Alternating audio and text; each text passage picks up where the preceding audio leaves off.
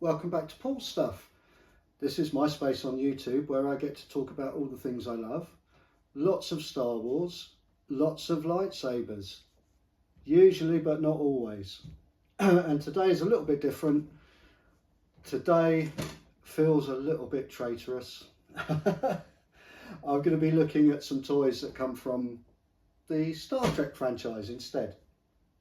So I recently saw these on Amazon and the Mankind online store here in the UK, and looked at them and thought they looked really good for the price. So these are not hugely expensive. They are sort of prop replicas, but they're more toys. I'll let you decide on that yourselves as we look at them. So I got the next generation Tricorder. I got the original series Communicator and the original series Phaser. So the Tricorder I got from Amazon.co.uk, and the Communicator and the Blaster, the Blaster, so much in the Star Wars universe.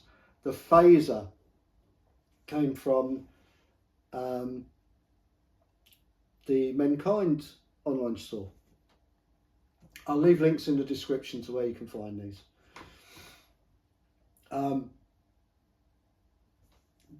I looked at them online. They looked like they were reasonably good. They were inexpensive. So we had the Tricorder. This was, I think, £9. The Communicator, that was £12. And the Phaser, which was £20. So we'll start off with the Tricorder. It is apparently a Tricorder from one of the versions of the Tricorder used in the next generation. Comes in this nice packaging, made by a company called Running Press.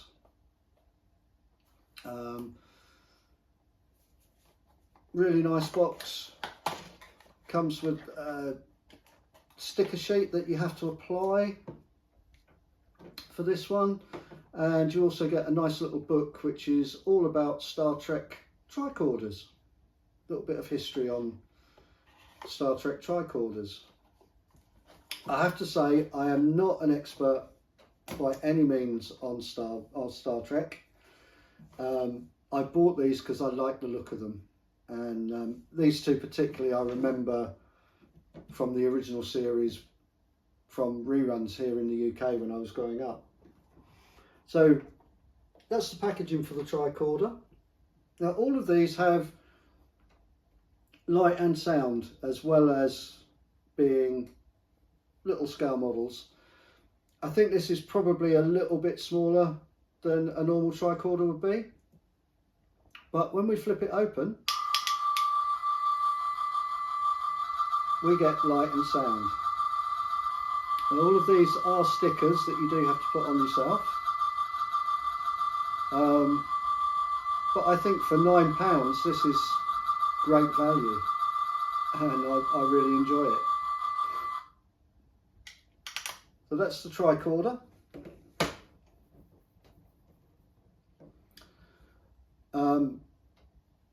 The thing that caught my eye most, first of all, really, was the Phaser. But then I saw the Communicator as well, and I really remember these, particularly this perforated gold lid that they had. And Captain Kirk had a particular way of flicking it open. And this is where you would hear that famous "Beam me up, Scotty."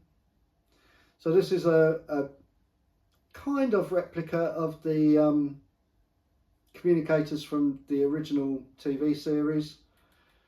The lid opens, to reveal an inside, and then we have 2 different sound effects and lights.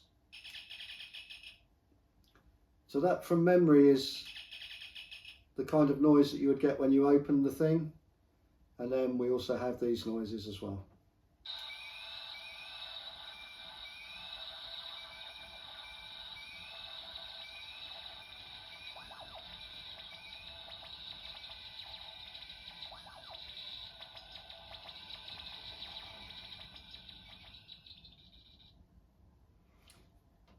So again, you know, it is all plastic, the tricorder's all plastic, but I think they're, with the sound and the lights as well, they're great value for money. This was about £12. And then lastly, the thing that really caught my eye was the phaser. So I really remember seeing these as a kid on TV. You know, set phasers to stun, all of that sort of thing. And this looked to be a good model. I was worried a little bit that it would be small, but actually it seems to be quite close to the size that I remember them being.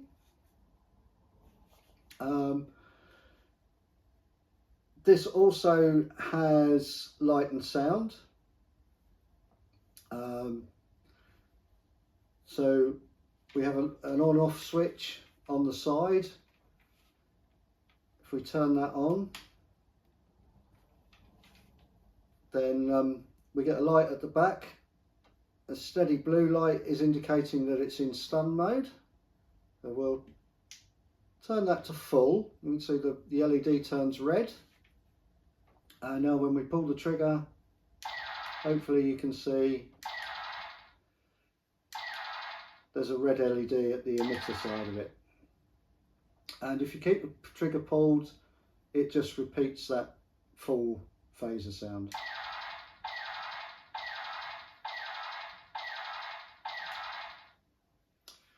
Then if we go to the middle position, we've gone back to the solid blue. This is the stun setting. I think this is the setting that we remember most from the TV series, really. And again, if you hold the trigger, you continue to get the stun sound until you let it go. And the third setting, we've now got a flashing red LED, and this is the overload setting. So there's a few occasions in the series where they set their phasers to overload and they explode. And this is the overload setting. So you pull the trigger once, it goes into the overload setting.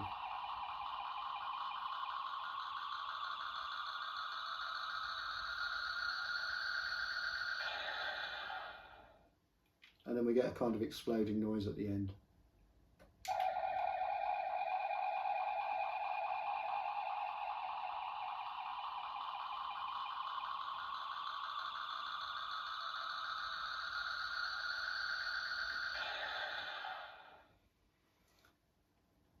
So there is one other setting on here. If we turn straight up on this is off. So with that you get nothing when you press the trigger. If you turn the dial to my right, then you get a demonstration mode, which is really just the sounds. So it will play the different sounds one after the other each time you press the trigger.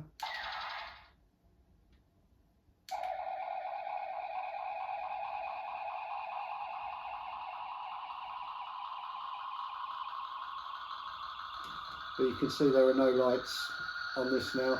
This is really a demo mode. When the phaser is in its box, there's a hole in the box and you can press the trigger and hear the sounds. But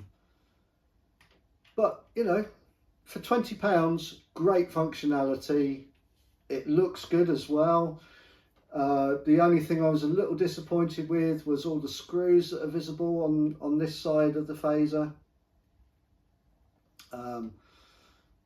Not great, but for £20 it's acceptable. It has a really nice finish to it. Yeah, I think it's a good quality item for £20. So the phaser takes 2 AA batteries.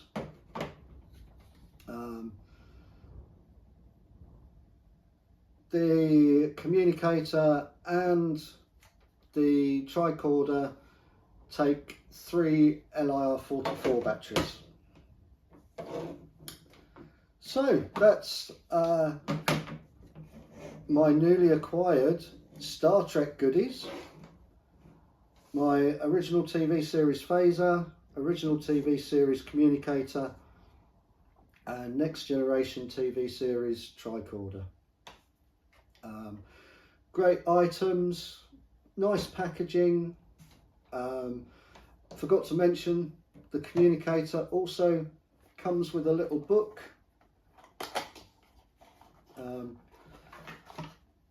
All about communicators in Star Trek. The phaser doesn't come with a book, but as I showed you before, the tricorder does. So all in all, you know, this is around £30–40 worth of stuff here. 20, 12 and 9. Very, very good value for money. If this was Star Wars stuff, I'd be expecting to pay a lot more for it. But now I am finished with looking at these for the day, so that just leaves me to say, obviously, one more thing. Beam me up, Scotty.